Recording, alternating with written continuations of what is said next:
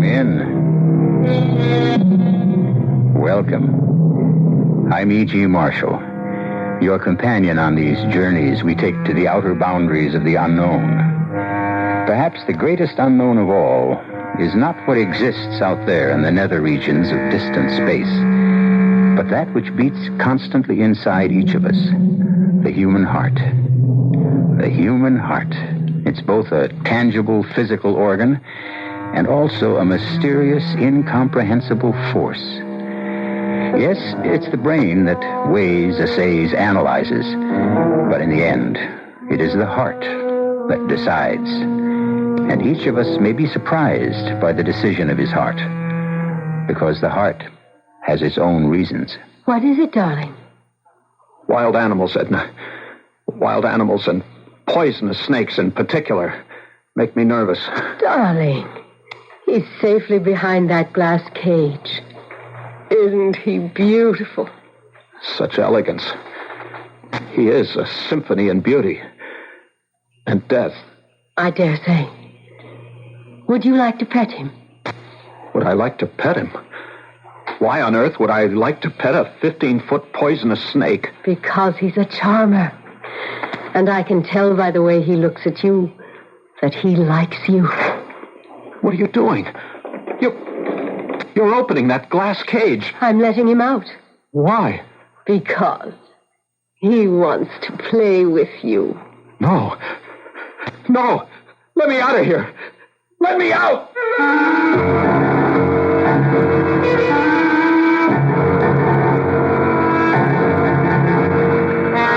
Our mystery drama, I Must Kill Edna, was written especially for the Mystery Theater by Sam Dan and stars Elliott Reed.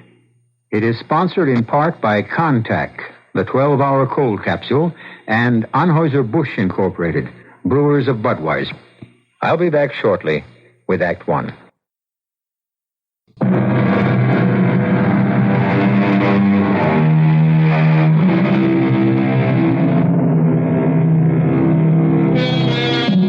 We are commanded by laws, both human and divine, to tell the truth. But what is truth? If sages, philosophers, and saints have disagreed, what hope is there for us ordinary, modest folk? The ancient Romans actually exempted certain areas of human behavior from the truth. For instance, you didn't have to tell the truth about love. And a famous saying of the times was, the gods laugh at the lies of lovers. And talking about love, we now arrive at that delicate balance of falsehood and truth, from which is drawn all of love's nourishment and sustenance. And to a consideration of Chester Macefield, a lover par excellence. When Chester said to Edna Morrissey, "I love you, darling," he was telling the truth, as he saw it, and felt it, and wished it on that particular day. But let the story tell itself. You must listen to me, Edna. Darling. Yes, darling, my darling Edna. Chester. No, don't tell me to stop. Be sensible. Why? Why should I be sensible? Because... Why should I be sensible? Why be prejudiced against me? Who else in this mad world is sensible? Chester, please be serious. My darling Edna. Ah, you live in a universe filled with fools and madmen. Oh, Chester. No, you must permit me my say. But a marriage between you and me, it's impossible. Why? We've been through it. Why? I'm older. This match was arranged in heaven. I need an older woman. You need a younger man. I don't need a man who will... How do you know? You never had one. I had to say that, Edna. Why? It isn't true. I've been married. To whom? To a dried-up, decrepit, doddering Chester, He was a soul of goodness, the spirit of generosity. I'll give him all that. But he wasn't much good for a woman. Certain things are more important than the fleeting physical attraction. Darling Edna, you can say what you like, and you can like what you say, but it's a life. We human beings were made for one thing and one thing only, and that's love. Oh. Everything else merely fills the rest of the time. Oh, Chester, can't you ever be serious? I'm always serious. I'm tending to the serious business of life, which is love. You're the frivolous one, frittering away your time with all sorts of ridiculous projects. Oh. I believe you call them good works. Surely even you must be aware that there are people who are starving. Ah, but I'm wise to you, darling. I know why you engage in these frenetic philanthropies. Do you? You're only trying to whitewash your father. My father was kind and good. To you alone in all the world, but he sweated and swindled and stole his fortune from the poor, from the helpless, from the ignorant. That's a vicious... Careful, don't say lie. But that was a long time ago, and nobody cares. No one remembers. You don't have to give it back. Oh, Chester, what am I going to do with you? Marry me. But it simply doesn't make sense. Darling, please stop objecting so much. Come here.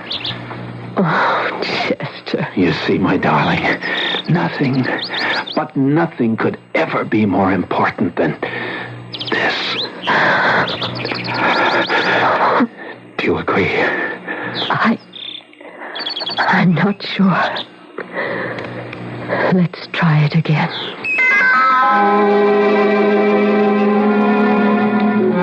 And so, we were married.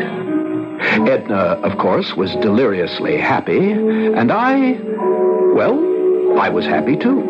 It was an exciting, a heady experience for each of us. For Edna, it was an introduction to love. For me, it was an introduction to wealth. There are, after all, very few men in our society whose wives are millionaires, and I had joined this extremely select group. And I tell you, there's nothing like it.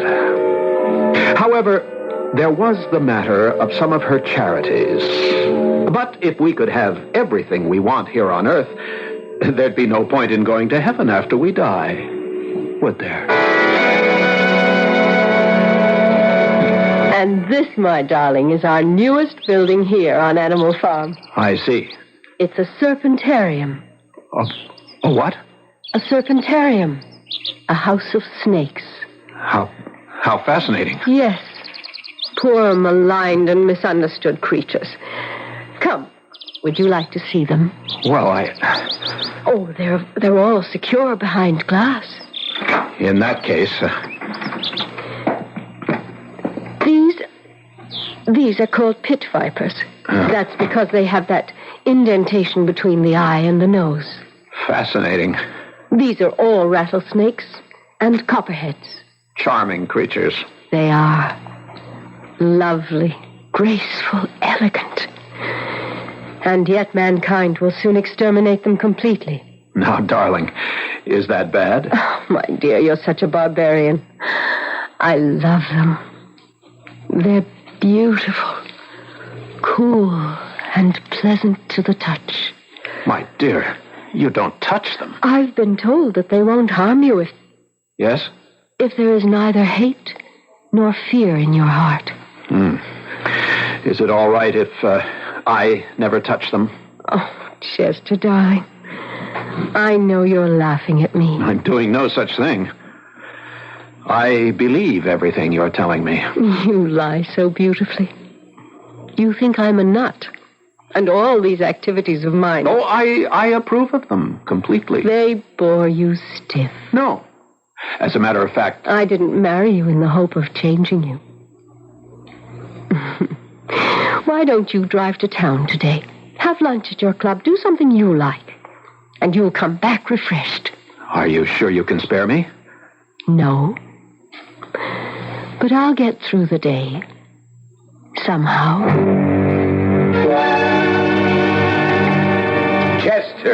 Chester Macefield. Why, it's Fred. I thought you'd given up the club for good. I've been in the country these past few months. Join me for lunch? Of course. I understand congratulations are in order. Thank you. Here, she's a lovely woman. Thank you again. And money doesn't hurt either. That is a low blow. There are no low blows among old friends, only bitter truths. She's 50. And in what we could consider the soft September of her beauty. I'm 40, and I've decided to retire. From what? From love. From love? Precisely. Well, how does one retire Ever from since love? I found out that we were boys and they were girls, love has been my occupation, my preoccupation, my profession. Other men would say, I'm a doctor, I'm a lawyer, a banker, but I would say, I'm a lover. Well, I suppose you were at that. Now I realize that love simply does not exist. It's a snare, a delusion, a swindle. This from you, Chester, the lover? The oasis of love is merely a mirage. I will no longer pursue it. But it was always a lie, a lovely lie. Well, since love doesn't exist, I've decided to settle for happiness. You sound as if the two are mutually exclusive. Perhaps they are. Mr. Caswell? Oh, my goodness, I had forgotten all about you. The doorman said you'd be in the dining room, and I said, well, I don't know if I should really interrupt Mr. Caswell when he's discussing important business. Have you had your lunch? Well, An aspiring young actress should never turn down a meal. Even if you had lunch, eat again. You may be out of luck tomorrow. Oh, really, Mr. Caswell? You're so kind. Yes, I know. Chester, this is Sue Ellen Quackenbush. Mr. Macefield, Sue Ellen. Hello, Sue Ellen. Are you a theatrical producer, too, Mr. Mason? No, he can't do you any good at all. Turn it off, Sue Ellen. Oh, isn't he terrible, Mr. Mason? Her father saved my life before she was born, a couple of wars ago. Now this one wants to be an actress, so he sends her to see me.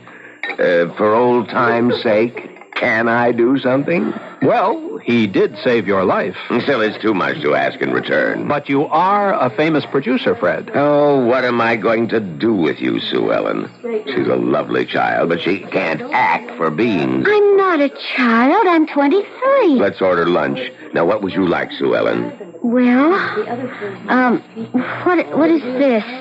Beef bourguignon. Did I pronounce that right? I took a year of French in high school. She looked up from the menu as she spoke, and her eyes met mine. And the very words I had spoken but a few moments before exploded in my brain. That sudden, stabbing shock of recognition when the heart is fatally, but oh so sweetly wounded by a woman's glance. Is this how it happens? Have I been stabbed finally and at length and for the first time in my life by a provincial schoolgirl struggling with French words on a menu? And la soupe onion avec croutons and fromage and the calf au lait.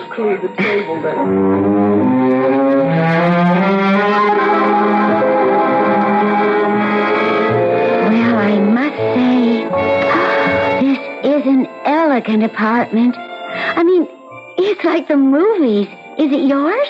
Oh, yes. That car and this place? Oh, you must be a very wealthy person, Mr. Macefield. Chester. Chester? We have some folks in Talbot Corners who are well off, you know, but no one who's actually wealthy. May I fix you a drink? Oh, you don't have to fix my drink. Just open a bottle of pop.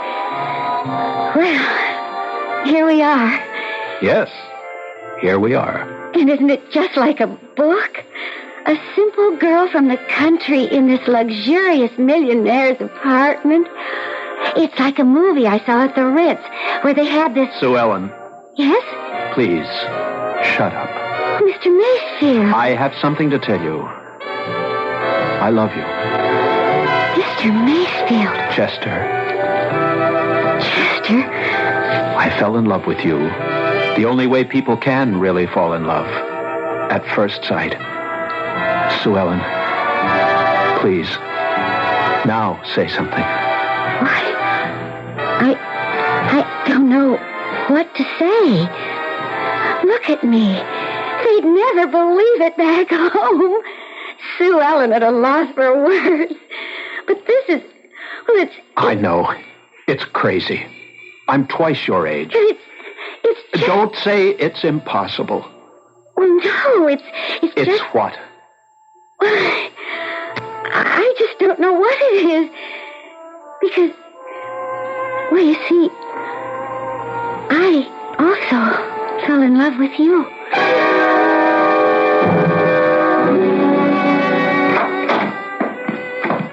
Hello, darling. Am I late for dinner? No, dear. As master of this house, dinner must wait your pleasure. I'm starved. Say, did I see Hallowell's car on the road? Yes, I'm sure you did. What was he doing here? I wanted to sign over some property to you. Oh, no, darling. Oh, not very much, just some income. So that you don't have to ask me for money. I think it must be embarrassing for a man. Oh, darling, I don't think it's right for you to... Nonsense. Tell me, did anything interesting happen to you in town? No. It was a rather dull, boring, prosaic day. After all, I wasn't with you.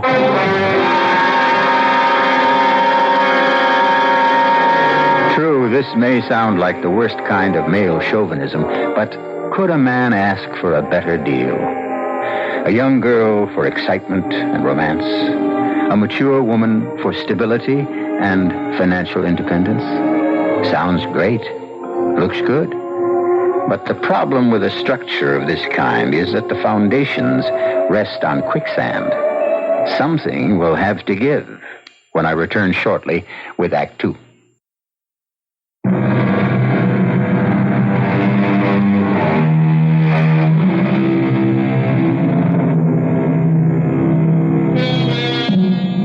For some people, life is a quest, a pursuit of a goal. There are those dedicated souls who search for the great truths of science, of medicine, noble spirits who strive to make the world better for their having been here. For years, Chester Macefield has also been a seeker, but his aim has been far more modest. He has been looking for love, for someone he could adore with his heart and soul. Well, aren't we all? And Chester finally found her. And as you can imagine, Chester is deliriously happy. However, there are lucid moments when Chester is reminded of the fact that he is a married man. But you could get tickets, Chester, honey. Sue Ellen, that isn't the point. Oh, it's such a good show and all, and the acting is, well, it's just marvelous. And if I don't get to see good acting, how am I ever going to learn how to be an actor? Sue Ellen, I can't take you to the theater. Well, for heaven's sakes, why not? I just couldn't afford to take the risk. I know what. Take me to Loricchio's for supper. Oh, I'll do better than that. I'll have Loricchio's send supper here. What? A specially catered supper. Oh, but that isn't the same thing. You don't go to Loricchio's just to eat. You go there to be seen and talked about and photographed by the media. And that's exactly why I can't take you. But I have to be seen. I want to get my name in the papers. I need publicity. That's how I can get an acting job. Darling, Well, I mean, you know, it just gets to be a drag sitting around here all the time. I love you, Sue Ellen. Please, believe I love you. Well, I'd maybe believe it if... If what? If you divorced her, married me. I want to do that, Sue Ellen. You don't know how much I want to do that. Well, what's stopping you? If I left Edna, I wouldn't have a nickel. Oh, it's her money. Yes. Well, what are you going to do, Chester, honey? I don't know. But I know this. I simply can't do without you. I know, Chester, honey. I know. You'll think of something.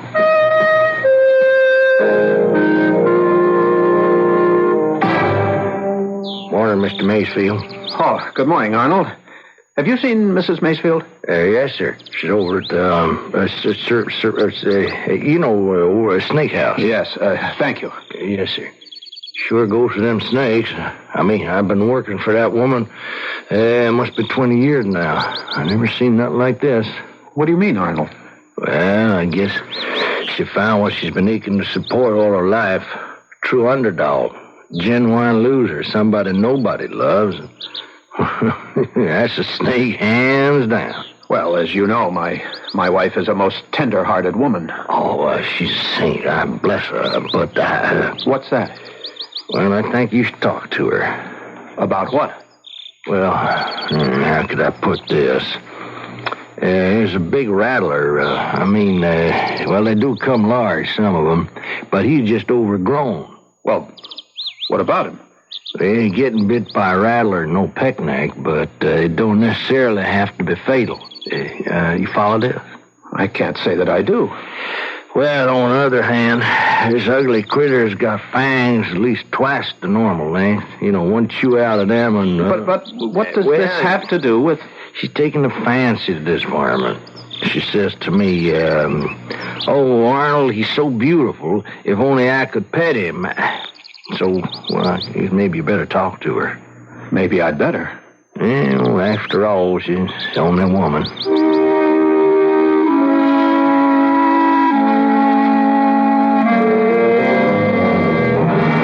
Edna, darling. Chester. Oh, I didn't hear you come in. What are you doing here? Arnold tells me you spend almost all your time in this place. I simply can't take my eyes away from Nijinsky.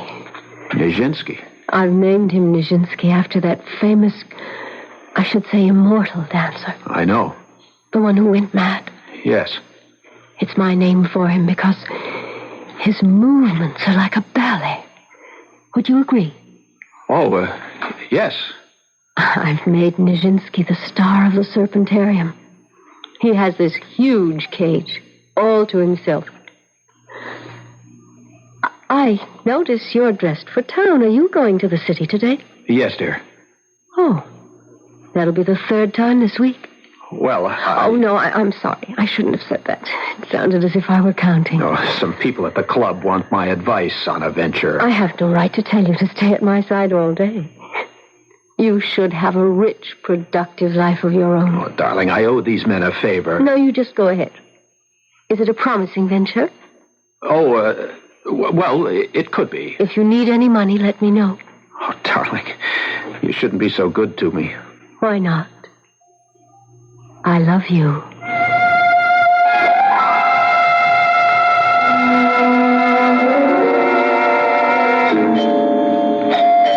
Come in, Angel. It's open. Darling. Oh, it's you. Chester. Well, of course, Chester. Oh, that's a stunning outfit. You didn't have to get all dressed up for me. Well, I couldn't very well call you at your home now. Could I? I mean, what could I have said? Well, why would you call me? Well, to tell you that I couldn't see you tonight. What do you mean you couldn't see me? Hey, baby, it's the man himself. Oh. Perry Wilson, I would like you to meet Mr. Chester Macefield. Oh, how do you do, sir? How do you do?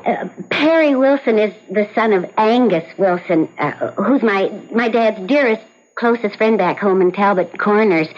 Well, Perry and his mother and dad are here in town, and they want me to have dinner with them at the hotel. Sort of like old times at home. Isn't that right, Perry? Oh, yeah, dinner, and, afterwards we're going to play bridge. That's right. But you can't be my partner, Perry. You always get so mad when I forget which is trump. It's really only a game, and you make such an issue about it. I don't know where you get that flightiness from, Sue Ellen. You know, your folks are such serious people. Shall we be going? Mother and Dad, they like to be prompt. Yes, I know. Well, Perry, would you call your mother and Dad and say we're on the way? Oh, yeah, sure, of course. It's good thinking.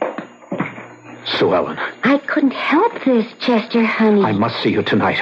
I'll wait for you here. Oh, but, honey, I don't know Please, darling. Oh, sweetie, it's going to be late. And I'm going to be tired and upset. Because the Wilsons always give me a pain. Especially Perry. He's so conceited. But, darling, We can be together tomorrow night. Tomorrow? Why, that's only just a few hours away. Sue Ellen, I love you. And I love you too, Chester. Well, if it isn't Dante. How's Beatrice? Cut it out. Mind if I sit here? You're a member of the club. What are you doing dining alone? What's that smirk on your face? Oh, I don't know. These May and December romances always inspire smirks, leers, winks. What are you talking about? Miss Sue Ellen Quackenbush. I understand you see quite a bit of her. I'm interested in her career. A fatherly interest, no doubt. She's a talented young lady. Yes, and her talent seems to be in getting men interested in furthering her career. Chester, you're talking to me. See here, Fred, I resent... Now, drop it. I thought we were friends. But if you want to fill the time with trivia, let's talk about the weather. Fred. Chester, I remember what it's like to be 40. The age of anxiety. But it passes. I don't know what I'm going to do about her. She's a tough little cookie. Now, see here. Okay, let's talk trivia. Chester, people are beginning to talk. I'm not interested in other people's hypocritical notions of morality. I don't care if they disapprove. Oh, they won't disapprove. What they will do is worse. They'll laugh. You're starting to become a ludicrous figure. I know. Now, you can't afford that, not you, Chester. Thanks, Fred. Thanks. That's what friends are for, no?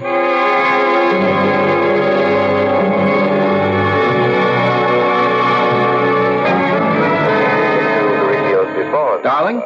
Chester, I thought you were staying in town. Oh, a change in plan. Oh, what happened? Let me turn off the television. No, leave it on. Oh, I just became bored with the city and decided to come home. Tell me about your day. Oh, you'd only laugh at me. Tell me about yours. Oh, you'd only laugh at me. Well, I spent the day being hypnotized. Oh? By whom?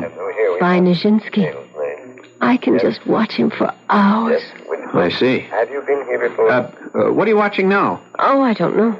The television was on just while I was reading. I think it's one of those celebrity programs. Oh, it's at Laricchio's restaurant. Have you ever been there? It's an old stamping ground of mine. Everybody. Welcome to Laricchio's, where you meet the stars of yesterday, today, and even tomorrow. If you like. And let's see who's here tonight. Oh, who is this breathtaking little blonde beauty? Wait.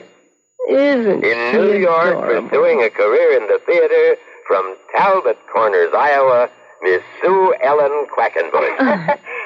Hi.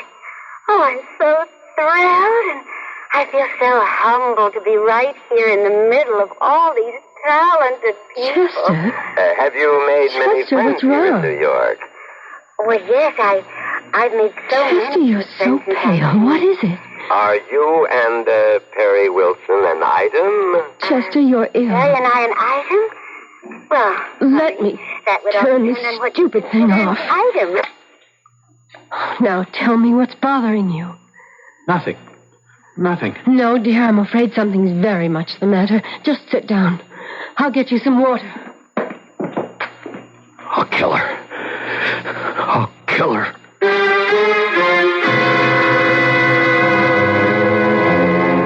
They say there's no fool like an old fool. But still, Chester Macefield isn't that old. So how could he be that foolish? The answer probably lies in the fact that a fool in love is ageless, and therefore hopeless. Well, perhaps Chester will be less foolish when I return shortly with Act 3.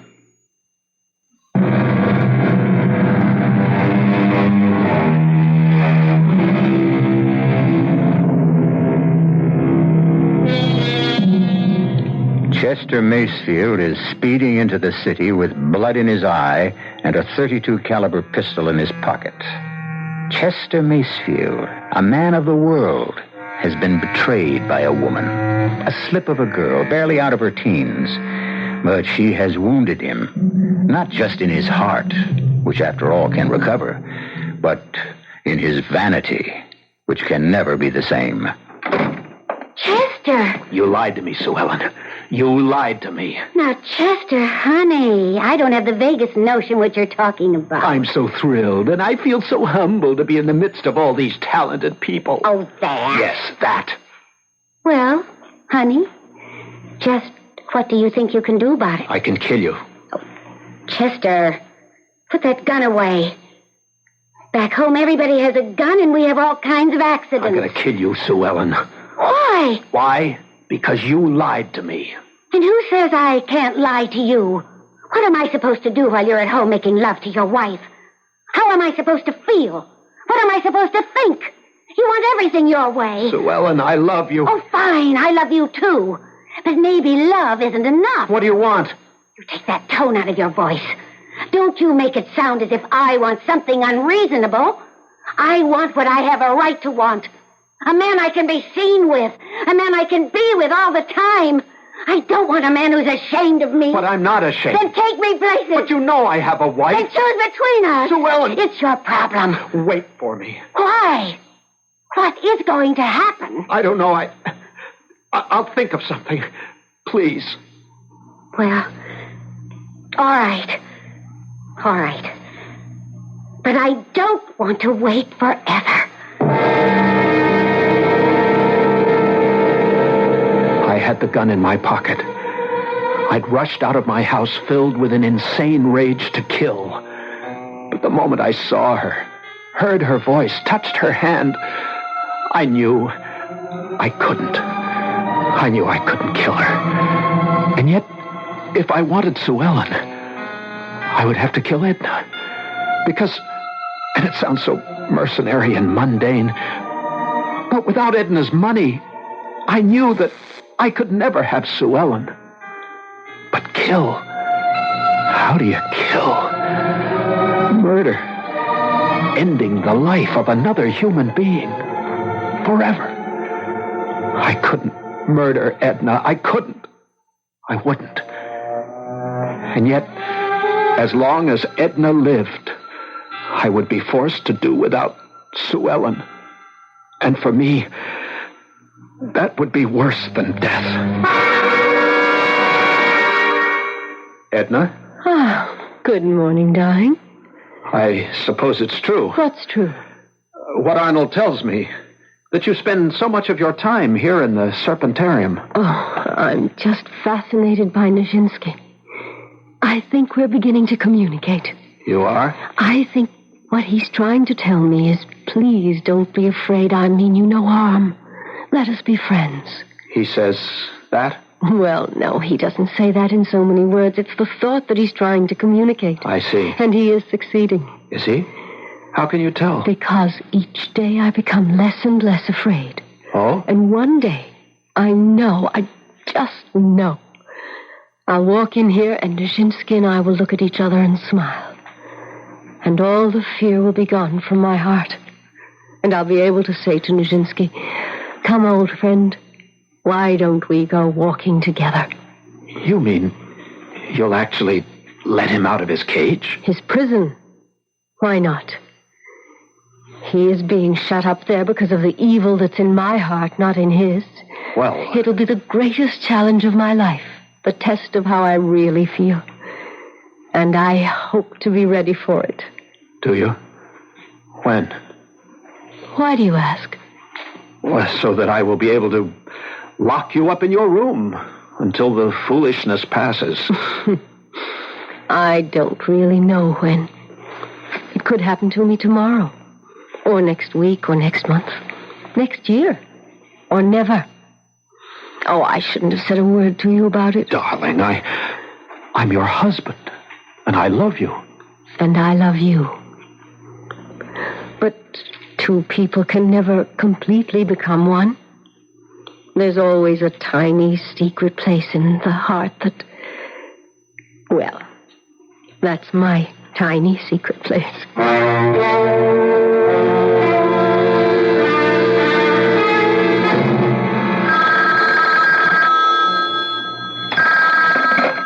Hello? Sue Ellen, darling. Oh, it's you. Is that the chump? It's the chump. Sue Ellen, darling. Well, where are you? I'm at home. Oh, you're at home. That's nice. What have you got to say to me? Hang up on him. He pays the rent, remember? I just wanted to tell you, things will be looking up very soon. That's what you said last night. I know. And the night before? Perry, you stop that now. You and I will be married very soon, darling. Have you asked her for a divorce? No, but But what? Perry. I've got something better planned. What could be better? Now, just be patient. How long am I supposed to be patient? Just a little while longer. And what do I do in the meanwhile? Sit around all alone every night? Perry, you're terrible. Sue Ellen, I love you. I need you. Soon, I'll be able to give you everything your heart has ever desired. Tell me you love me. Honey, you know I love you. I have to know that. I have to be sure of that. And now I see what I have to do. Goodbye, darling. I'll be with you soon. Very soon. And I'll be free. Chester? He hung up. Well, let's see, baby. Where were we? Darling, would you mind terribly if I went into the city this evening? Of course not, dear. It's these same people at the club. You know, the ones I told you about. Oh, yes.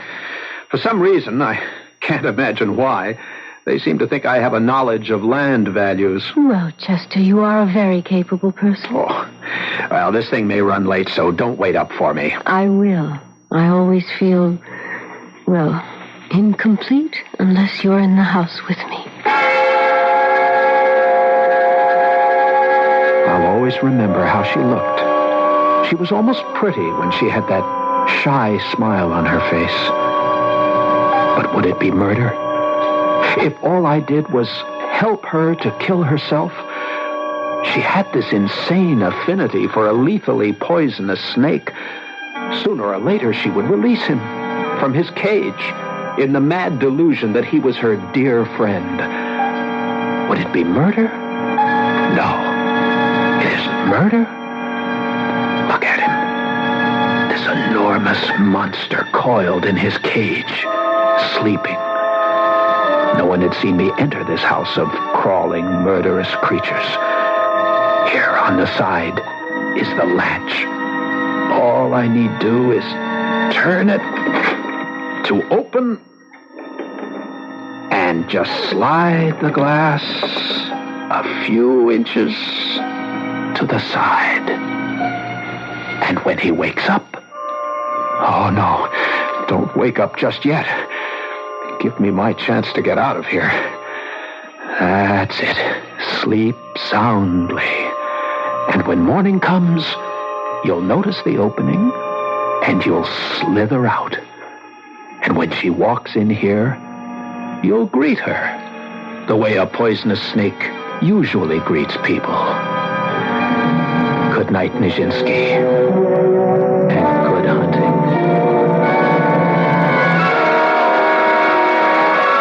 Honey? Mm-hmm. Maybe I better leave? Why, sugar? Well, maybe, well, you know, the chump. Oh, the chump never shows up unless he calls first. And you know something? I'm getting sick and tired of Mr. Chester Macefield. Well, darling, let's not be hasty. You know, you don't look a gift horse in the mouth. Yes, well... This horse is kind of old and lame. Hey, what's that? Does he have a key? Oh, my goodness. It's Chester. Sue Ellen, I have wonderful news. Sue Ellen, what is... No, Chester, darling, let me explain. Lane, what? Look, why don't I just get out of here and leave you two to... Stay where you are. I don't see how you can stop me. I said stay where you are. Well, now listen, please. Please be careful. Stay where you are and shut Now, up. Chester, Angel, you don't need that gun. I can explain. Shut up. Why did you come here with a gun? Why? What made me bring the gun? I must have known, deep down, inside, that I would have to use it. Please, Chester, don't talk that way. I'm going to kill you.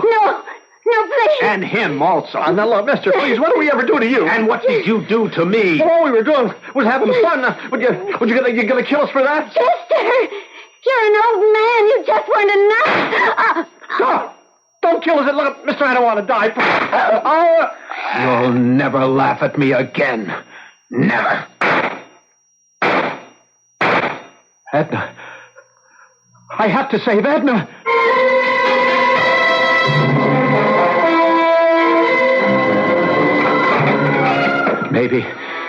Maybe he's still asleep. Maybe he's still in his cage. I'll just slide the glass closed again and lock the... He's out. I'll have to kill him. No. Empty. Keep away from me. Keep away. I can't move. Why can't I move? Keep away. No!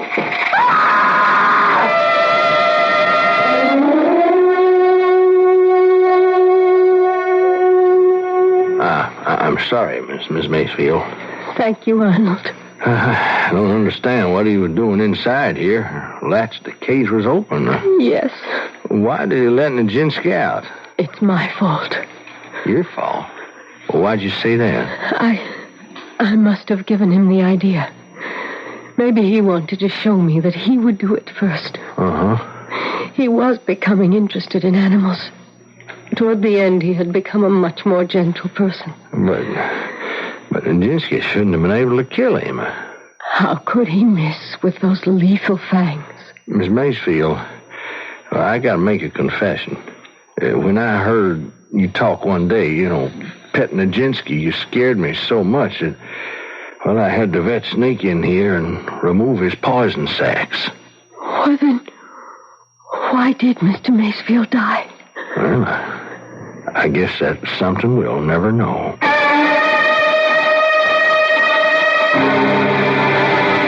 But we know Chester Macefield died because, in so many cases, fear itself is more than enough, especially when it's aided by a guilty conscience. As William F. Cody, better known as Buffalo Bill, used to say, if a man is scared enough of a gun, you can kill him with a blank cartridge.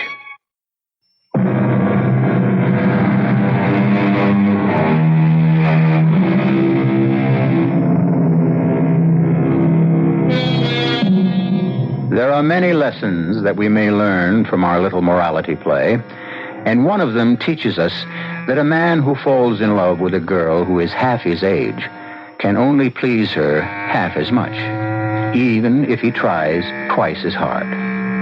However, we realize the futility of trying to give advice in these matters of the heart. The only meaningful advice we can give you is to tune in again. Our cast included Elliot Reed, Joan Loring, Leon Janney, Evie Juster, and Earl Hammond. The entire production was under the direction of Hyman Brown. And now, a preview of our next tale. I began to hear a strange sound, like the flapping of 1,000 wings, coming nearer and nearer. Tony, look! The sky is black with them. Birds. Huge birds. Martha, what are they? They're all pink and red. I think they're flamingos. I've never seen so many birds in my life. They're coming closer and closer. Oh, Tony, I'm frightened. What should we do? I don't know. Martha, use your cane. That big one. Oh, that big one just knocked off my glasses. I can't see. Don't think I can fight them. There's too many of them. Keep at it, darling. Sooner or later. Oh. Martha? What happened? Where did they go? They? The flamingos. The birds. They disappeared as suddenly as they came. Radio Mystery Theater was sponsored in part by Buick Motor Division. This is E.G. Marshall inviting you to return to our Mystery Theater for another adventure in the macabre. Until next time, pleasant dreams.